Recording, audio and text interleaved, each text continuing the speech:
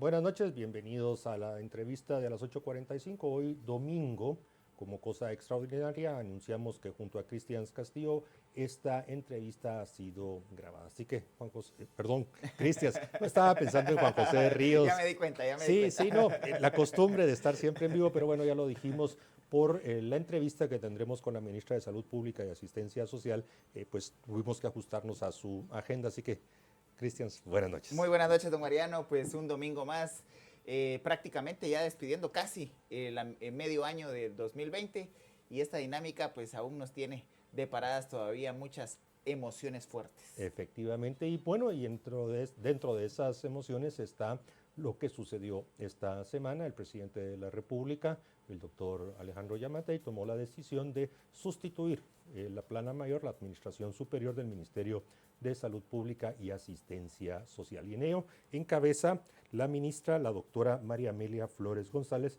a quien le agradecemos que haya apartado un espacio dentro de su agenda para darle esta entrevista a las 8:45. Y en ese sentido le doy la bienvenida y las buenas noches a la doctora Flores González. Doctora, buenas noches, ¿me escucha? Buenas noches, licenciado Mariano Rayo y licenciado Cristian Castillo y al público de Canal Antiguo. Gracias, ministra. Pues bueno, la verdad, le deseamos desde ya un éxito frente a la gestión que usted asume. Y bueno, quisiéramos iniciar con una pregunta muy general. ¿Qué podemos ver los guatemaltecos en los próximos días, en las próximas semanas, con usted al frente del Ministerio de Salud Pública?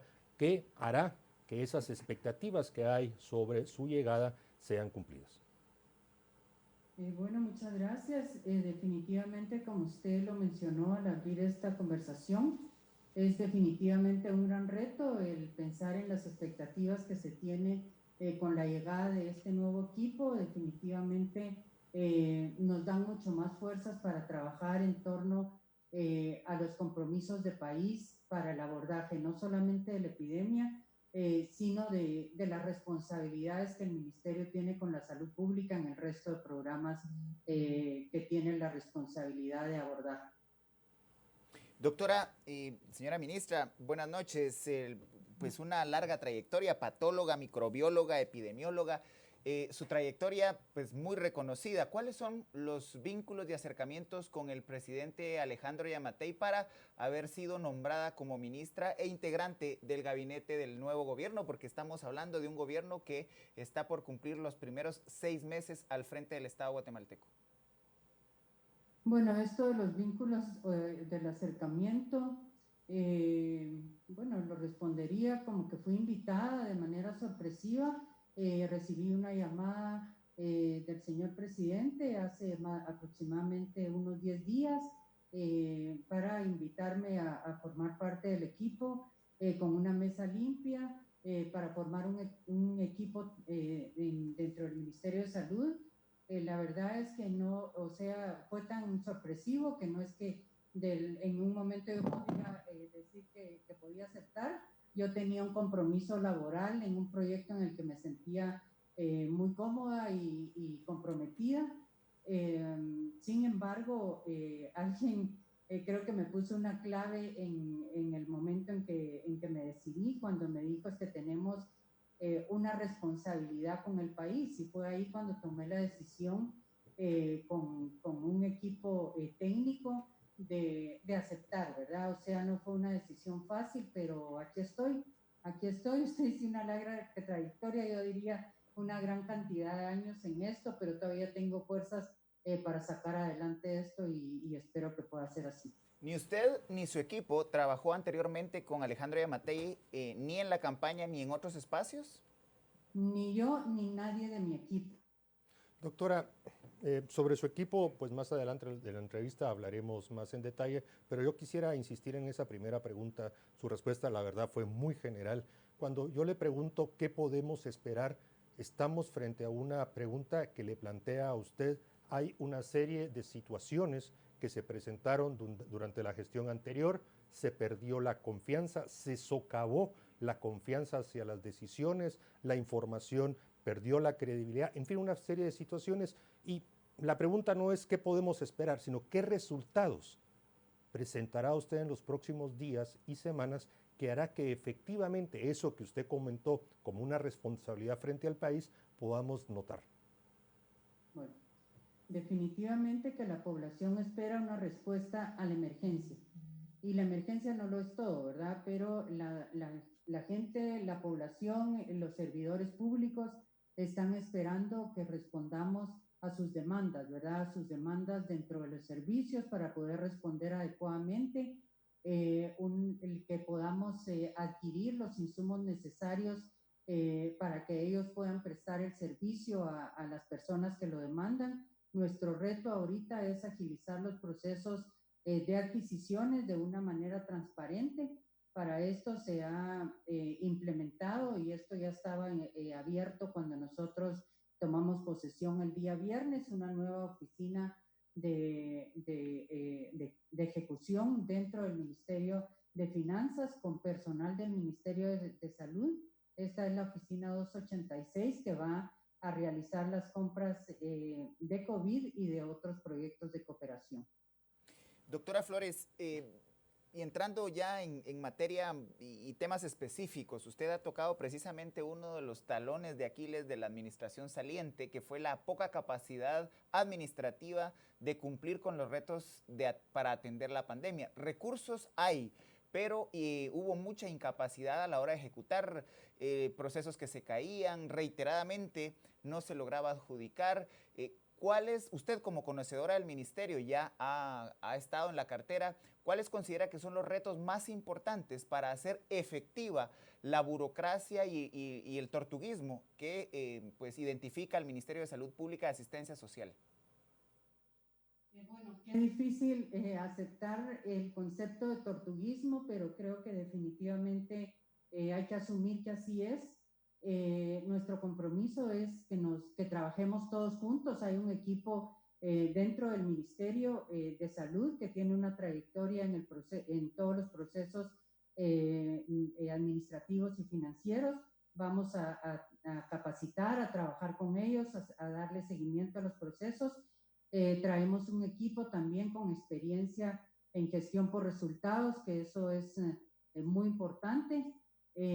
Conocemos el presupuesto con que se cuenta y conocemos los procesos para poder ejecutar de manera rápida y transparente a través de esta oficina de gestión. Doctora, la verdad, escuchar de que se trasladan los procesos de adquisición a una oficina, y por favor no me lo malinterprete, pero así se entendió, paralela al Ministerio de Salud Pública para ejecutar los recursos destinados o ya programados, presupuestados para la atención de la COVID-19, pues no termina de comprenderse en la dimensión que usted lo presenta. Podría desarrollar un poco más, porque ya lo mencionó también Christians, 1.694 millones asignados específicamente al Ministerio de Salud. Al día de ayer solo el 3.74% ejecutado. Vemos algunas de las 86 unidades ejecutoras, destaca el Roosevelt, 107 millones asignados y 0 ejecutados.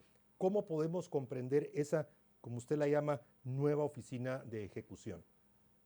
Sí, mire, usted lo llama una oficina paralela. La verdad es que es una oficina que no va a tener su sede dentro del Ministerio de Salud. Va a ocupar un ala del Ministerio de Finanzas, pero es personal del Ministerio de Salud. Al principio, bueno, uno se confunde, ¿verdad? Dice yo, ¿cómo voy a avalar procesos que se van a hacer en otra dependencia? Pero no, son procesos realizados por el personal administrativo que va a ser contratado con los perfiles que ya están realizados para esta nueva oficina. Es una oficina que ya cuenta con toda la estructura, pero estamos en el proceso de contratación del resto de personal, ¿verdad? Pero no es una oficina paralela, es una oficina para agilizar los procesos en el Ministerio de Finanzas y que va a tener su sede ahí, en una de las salas del Ministerio de Finanzas. Esta decisión, que entendemos no fue suya, sino usted lo dijo en una respuesta anterior, se encontró con nuestra oficina, no es un reconocimiento explícito de que no es dentro del Ministerio de Salud Pública, sobre todo en la gerencia, en la dirección de compras, de presupuesto, donde están las fallas y que si no se soluciona, pues esto será una solución temporal? Usted me está diciendo que esta oficina bueno, mire, este es un proceso que ya se venía realizando desde un poco más de 2 años. Esta oficina ya había sido creada hace aproximadamente hace 2 años, pero su apertura se hizo hace una semana, un mes aproximadamente. Puede ser que los procesos no hayan sido ágiles. Usted tiene razón en cuanto a que las adquisiciones, los procesos de cotizaciones y licitaciones se votan y eso vota todos los procesos que los servidores de salud están esperando. Y definitivamente esta oficina va a venir a facilitar todos esos procesos de compra. Agradecidos con sus respuestas, señora ministra. Vamos redondeando esta primera parte que tiene que ver con lo administrativo, y uno de los temas que generaron mucha controversia fue que en los inicios de la pandemia se desarticuló por parte del Ministerio Público una una estructura criminal que operaba con corrupción dentro del mismo Ministerio de Salud Pública y Asistencia Social. Aparte de esta unidad especializada en compras, ¿cuenta usted con el apoyo del Ministerio Público o de alguna otra instancia para tratar de contener la operatividad de estas estructuras que operan dentro del ministerio? Mire, ese es un tema que ahorita no estoy en la capacidad de responder porque tengo 24 horas de haber asumido. Tengo que revisar todos esos procesos a partir del día de mañana. Ahorita estamos enfocando, definitivamente es un tema muy importante el que usted está tocando, que son temas de tipo legal que estamos revisando con el grupo de abogados que nos están apoyando en todo esto. Y si esto se da, definitivamente, y se detecta, se va a referir a los procesos penales que se deben realizar. Ministra Flores González, como lo decía, vamos a cerrar este tema de las adquisiciones y la verdad lo tratamos primero porque en su respuesta usted lo privilegió, entendiendo que esas serán las primeras respuestas que veremos los guatemaltecos, y solo por el tema de los 2 años. ¿Esta oficina estará adscrita a la Dirección de Adquisiciones del Estado? Una pregunta muy concreta. Y segundo, si los recursos que están asignados en este momento en salud los van a transferir a esa unidad como una unidad ejecutora, o cómo será el manejo. Y aquí la pregunta es porque hay distintos decretos del Congreso de la República que hicieron asignaciones específicas al ministerio y no a otras unidades ejecutoras. Sí, definitivamente es una unidad al que se le van a transferir los recursos asignados específicamente a COVID y los recursos que vienen de proyectos de cooperación o de préstamos. O sea que en esta nueva oficina solo van a ejecutar los recursos de préstamos o de financiamiento externo. ¿Eso es correcto? ¿Lo entendí así? Así es. Y los recursos ordinarios, los 1.694 millones, que no solo tienen recursos externos, sino mucho de recurso interno. Recurso interno dentro de los procesos del ministerio habituales. Okay. Gracias, ministra. Señora ministra, nos trasladamos ahora a otro de los temas que generó mucha controversia y mucha indignación por parte de la población, y es que múltiples médicos a lo largo de esta pandemia han referido falta de insumos para poder atender a las personas infectadas con COVID-19, específicamente los insumos más importantes que pudieran garantizar su salud. ¿Cómo ha encontrado usted esta situación? ¿Qué reportes tiene? ¿Cuál es el estado de abastecimiento de los insumos para los médicos y el personal sanitario que atienden específicamente a los infectados de la COVID-19? Bueno, muchas gracias. Precisamente a partir del día de ayer hemos estado haciendo el diagnóstico a través del Viceministerio de Hospitales del abastecimiento con que se cuenta en todas las redes de servicios para la atención de personas, de pacientes con COVID. Hasta el momento nosotros esperamos el día de martes contar con un diagnóstico completo del abastecimiento que tienen, pero nuestro propósito fundamental es trabajar para poder lograr tener el abastecimiento completo que el personal de salud requiere para el abordaje de estos pacientes. Efectivamente, ministra, usted lo dice, recién ustedes acaban de tomar posesión y hay información que si no está para ustedes disponible, menos para la ciudadanía. Y aquí una pregunta muy específica en relación a la comunicación y la entrega de información y datos. Parte de lo que ha socavado la confianza en las acciones que desde el Ministerio de Salud Pública se realizan son las contradicciones, es la falta de información. El Departamento de Epidemiología a veces dio alguna información, el director se quejó que no le hacían caso, en fin, ese diagnóstico usted lo tiene. ¿Qué veremos de nuevo en el muy corto plazo en la entrega de datos? En particular, porque se notó que hay una ley, el decreto 22-2020, en su artículo 3, que obliga a entregar información al Congreso y en el reporte del martes anterior, ni en forma ni en fondo se cumplió. Sí, definitivamente nosotros conocíamos todos estos antecedentes. Hemos trabajado con la cooperación externa para poder fortalecer y hacer un diagnóstico rápido de las necesidades que se tienen en el Departamento de Epidemiología, hacer una evaluación. Precisamente ayer trabajábamos con ellos para poder fortalecer esta función. Ellos definitivamente dependen de la información que reciban de la red de servicios a nivel nacional. Si en algún momento ellos no cuentan con la información a tiempo, lo que ellos reporten en el día de hoy, puede ser el día de hoy puede ser que no tengamos la información completa y el día de mañana tengamos un acumulado de lo que no se reportó. Estamos trabajando en función de que se pueda tener una información al día, pero no solo números netos, sino un análisis para poder reportar a la población lo que realmente está esperando, ¿verdad? No cuántos muertos, cuántos hombres, cuántas mujeres, cuántas personas, porque la gente se está asustando, ¿verdad? Hoy tenemos 600, hoy llegamos a 200, ¿y por qué? Y puede ser que no se estén haciendo las pruebas necesarias para en ese día para poder llegar a las personas esperadas, ¿verdad? Entonces, sí le estamos dando mucha importancia al tema epidemiológico y trabajando con el Departamento de Epidemiología y con el resto de epidemiólogos a nivel nacional.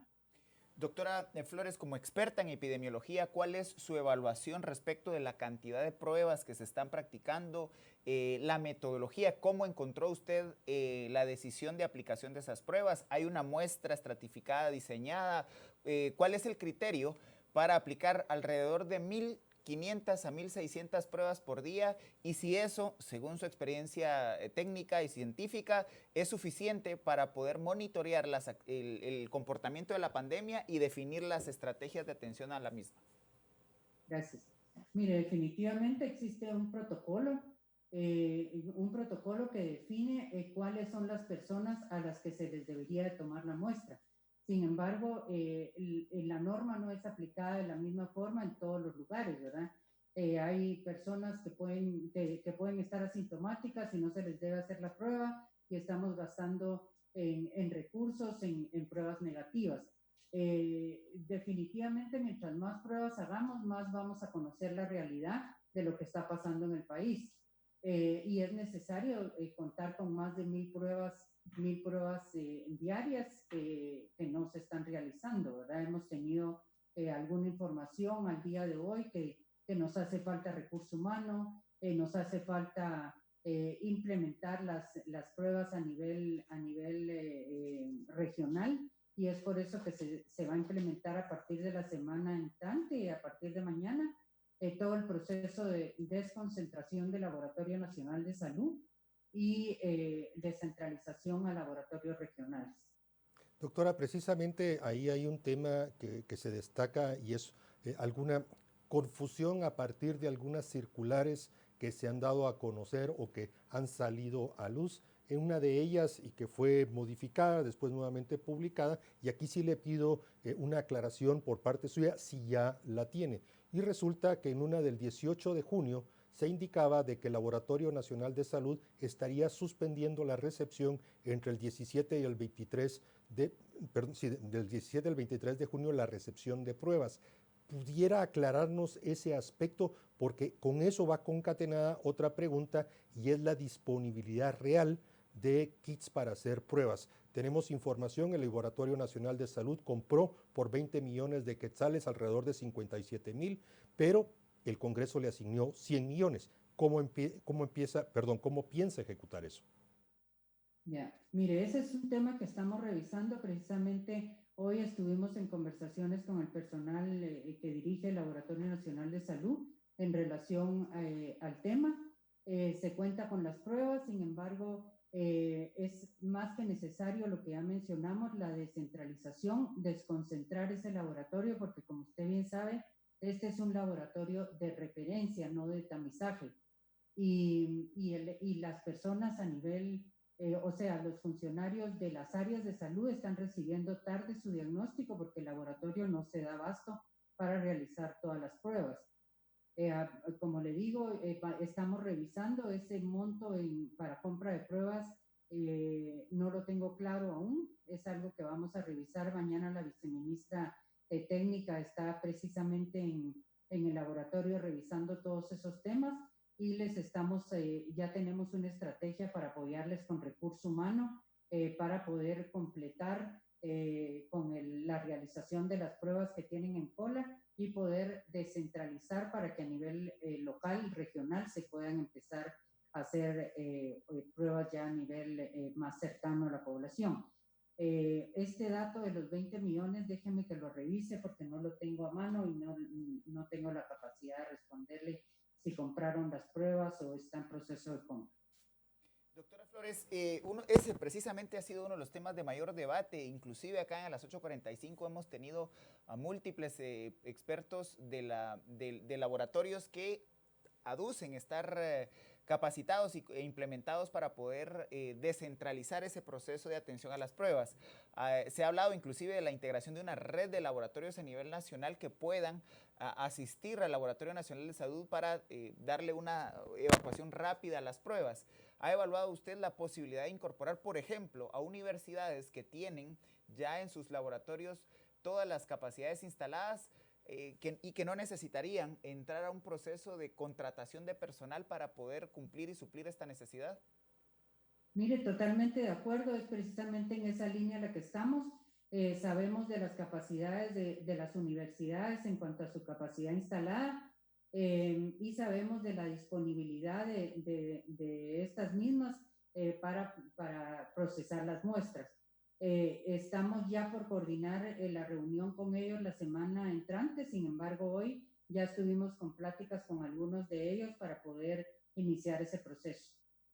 Doctora, sin mayor discusión, como lo anticipó Cristian, el tema de la realización de pruebas, sobre todo también su resultado, en fin, todo eso es importante y es bueno escuchar de que le están dando ustedes la importancia. En cuanto a lo de los 20 millones de la pregunta anterior, esa es una información que el mismo Laboratorio Nacional de Salud presentó, donde dice que gastó 20 millones en 285 kits, que usted sabe que son múltiples y le dan un resultado global de 57,000. Pero eso no es lo importante es recibir de usted ese mensaje de priorización, de resolver la necesidad de realizar mayor número de pruebas. Y aquí me quiero referir a una presentación del doctor Edwin Asturias Barnoya de la semana pasada, donde en un documento que él titula, y me voy a permitir leerlo, Situación actual de la pandemia de COVID-19 en Guatemala y bases para el plan estratégico hacia la Guatemala resiliente. En este documento, primero, hay información que no se conoce a nivel nacional, pero lo más importante es que vuelve a colocar las 5,000 pruebas como una meta estratégica que permite efectivamente tener una mayor información, control y sobre todo pensar en lo que muchos guatemaltecos quisieran escuchar, ese plan que le llaman de desescalada, aunque no es un término correcto, pero denominémoslo así. ¿Cómo piensa usted que va a ser posible alcanzar los 5,000 ampliar la mitigación y efectivamente recibir las noticias pues, positivas, optimistas? Sí, Mire, definitivamente esta es lo ideal y es en lo que estamos trabajando. Nosotros estamos trabajando estrechamente con la COVID. Conocemos esta información, sabemos que debemos llegar hacia esas 5.000 pruebas, que no lo podemos hacer solos, que para eso están las instituciones a las que ustedes se refirieron y otras a nivel local que están dispuestos a apoyar en todo esto. Hemos estado siendo apoyados también por la iniciativa privada en cuanto a la compra de reactivos para pruebas, así como el apoyo de la OPS, pero que definitivamente tenemos que llegar a eso porque posteriormente a estas semanas vamos a empezar a visualizar un aumento de casos a nivel comunitario. Es por eso que nosotros estamos fortaleciendo la estrategia de la atención primaria en salud para contar a nivel de áreas de centros y puestos de salud una estrategia que nos ayude a detener los casos a nivel local con el apoyo de las comunidades y de los diferentes actores que participan en las mismas. Doctora, como conocedora del sistema de salud, del sector salud en Guatemala, bastante desorganizado y con un montón de prestadores de salud, ¿cómo evalúa usted ahora el agregado de la COPRECOVID, una comisión presidencial de la cual ya han renunciado dos de sus tres integrantes o de los principales integrantes, 2 infectólogos? ¿Cuál es el estado de situación de la COPRECOVID en este momento y cómo evalúa el trabajo conjunto o la complementariedad que pudiera tener con el Ministerio de Salud Pública y Asistencia Social? Bien, la COPRECOVID definitivamente es importante, lo preside la ministra o el ministro de Salud en su momento. Ahorita estamos por convocar a la primera reunión en la que se cuenta con participación de interministerial. Definitivamente viene a aportar mucho conocimiento para el plan estratégico que tenemos que llevar en el país. Y estamos trabajando totalmente en la misma línea, coordinados completamente y creo que es fundamental para el apoyo del abordaje de la epidemia en el país. Ministra, algunos de los analistas en temas de salud y salubridad han criticado un poco la constitución o la formación y operación de la COPRECOVID porque dicen y aducen que el Consejo Nacional de Salud podría perfectamente asumir esas responsabilidades. Y aquí la pregunta es, ¿cómo se dividirá o cómo administrará usted, primero, como presidente de la COPRECOVID y segundo, como coordinadora del Consejo Nacional de Salud? Mire, yo creo que ahorita es un tema emergente.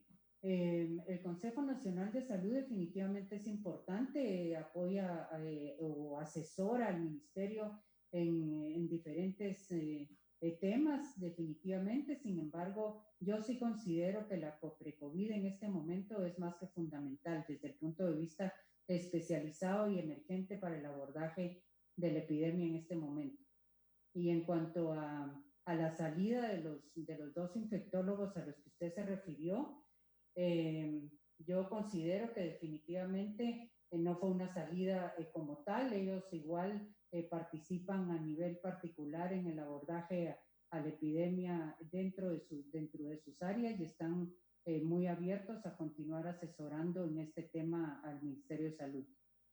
Doctora, una buena cantidad de personal sanitario ya se ha infectado, hay ya por lo menos 8 médicos fallecidos y la necesidad de poder contar con el personal sanitario necesario para atender no solo la pandemia, sino además todos los servicios de salud que se prestan en la red de hospitales del país, requieren que se pueda contratar personal. No obstante, uno de los temas recurrentes ha sido la poca capacidad de la anterior administración para poder pagar a tiempo y de manera digna a quienes ya han prestado sus servicios. ¿Cuál es el estado de situación que usted encontró en cuanto al pago de las nuevas contrataciones, principalmente en los hospitales especializados para atender la COVID-19?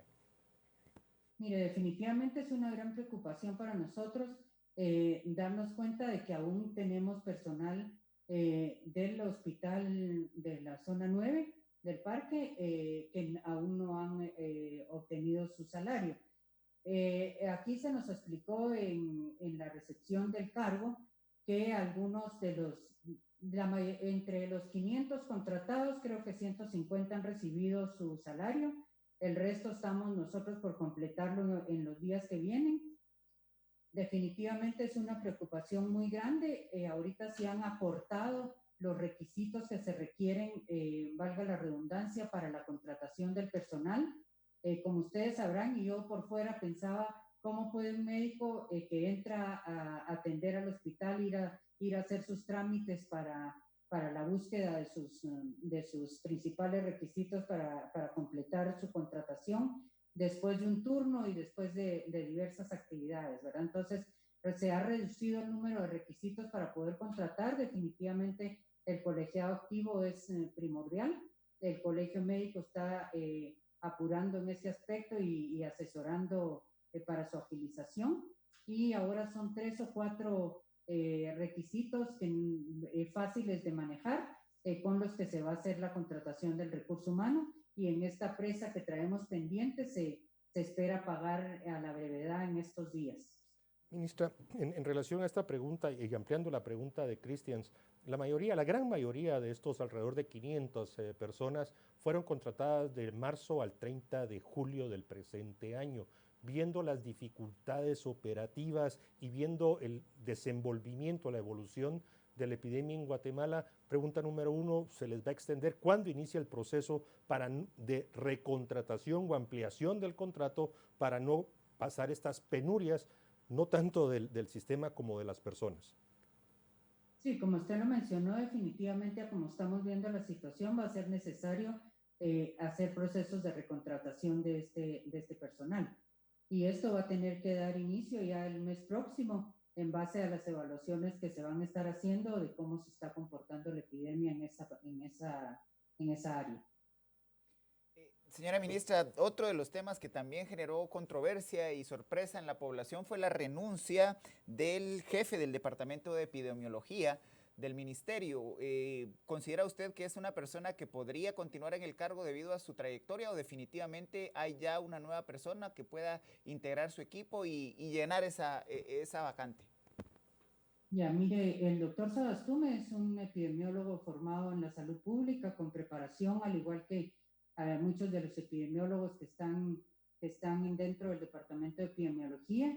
Nosotros estamos trabajando un pequeño diagnóstico, un diagnóstico rápido más que pequeño diagnóstico, para poder evaluar las necesidades que tiene el departamento en este momento y poder hacer una reestructuración, si se pudiera llamar de esa manera, rápida, porque definitivamente el Departamento de Epidemiología es el brazo derecho de la información que nosotros, o sea, del apoyo al despacho y para qué sirve para la información que nosotros podamos presentar periódicamente a la población y a los medios. A partir de la respuesta que nos da, ministra, ¿habrá algún fortalecimiento sustantivo a CICSA? Porque está bien su brazo derecho que le brinda la información para generar la inteligencia, pero en CICSA vemos que son recurrentes las debilidades y no proporciona esa información, o no se utiliza la información como debería de ser para la toma de decisiones.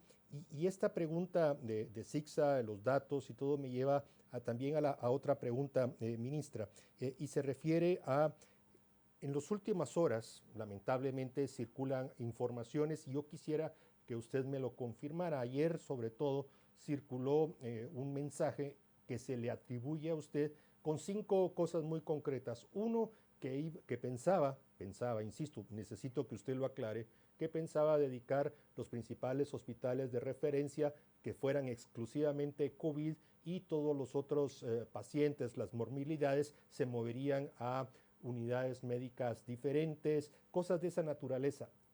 ¿Qué es cierto de eso? ¿Qué no es cierto? ¿Y qué nos puede ampliar?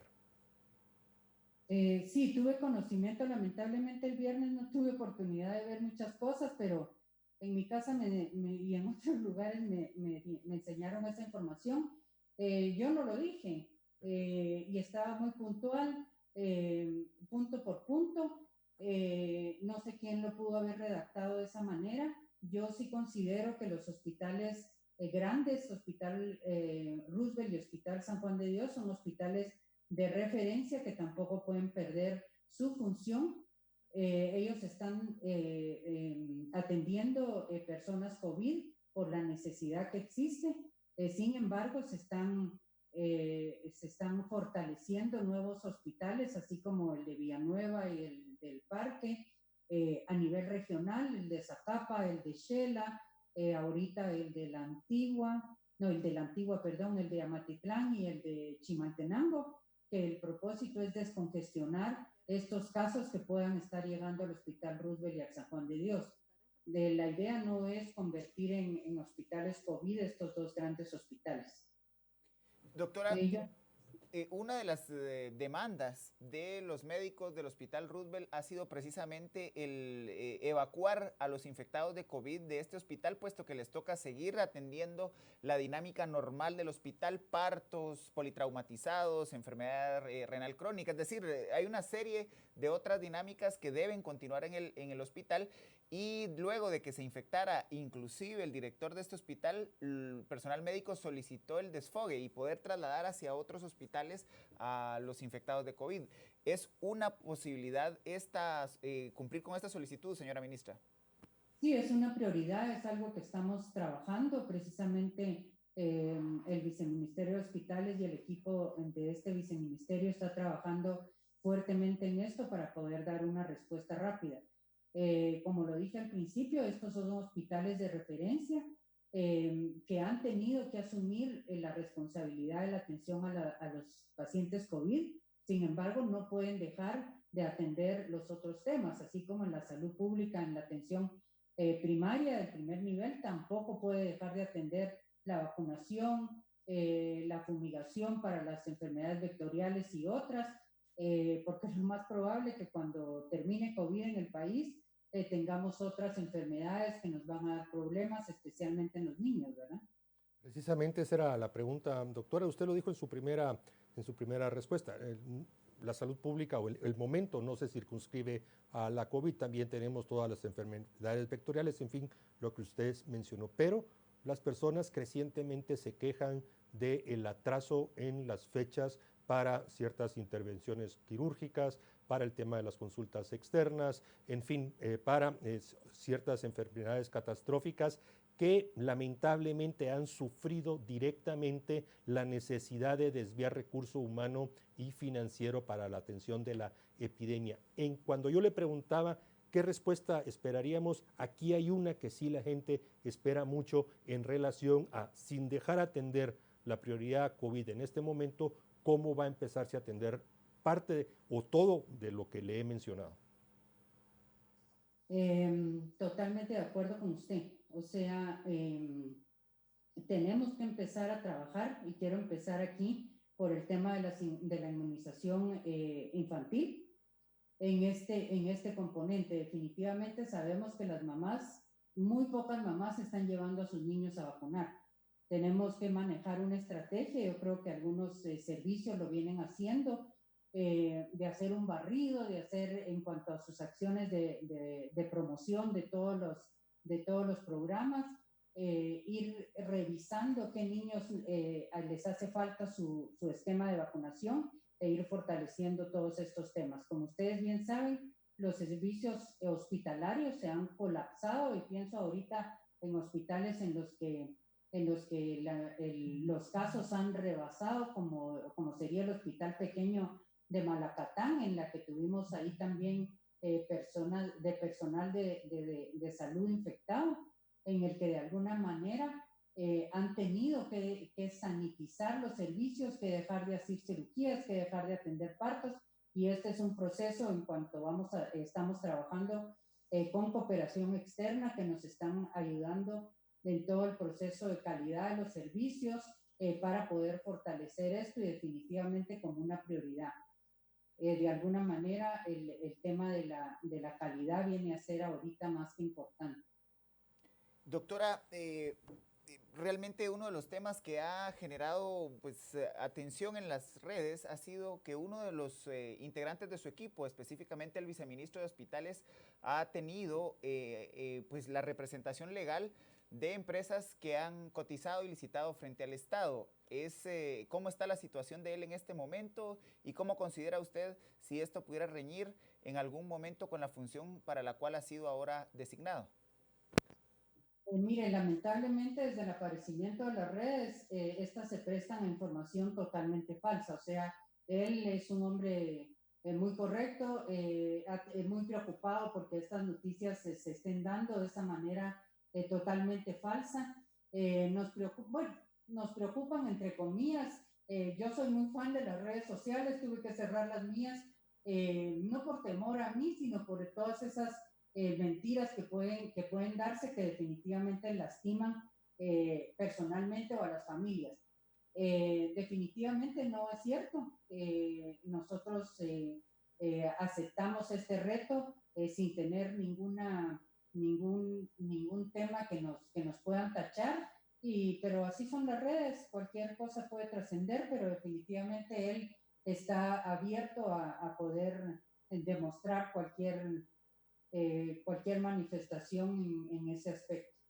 Doctora Flores González, hay un tema emergente y que estoy seguro que en este momento está dentro de su atención prioritaria, y es la suspensión del contrato con Productos del Aire, un proveedor dominante en el mercado con contratos de dudosa escritura, y bueno, este problema es recurrente cuando sus precios y sus condiciones de aprovisionamiento no se ajustan a las necesidades del Estado.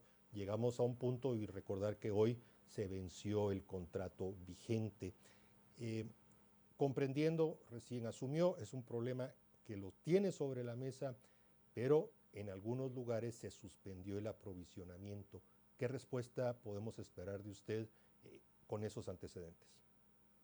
Muchas gracias. Sí, definitivamente un tema álgido que venimos a encontrar precisamente en el momento en el que usted refirió, se termina el periodo, ¿verdad?, del contrato abierto.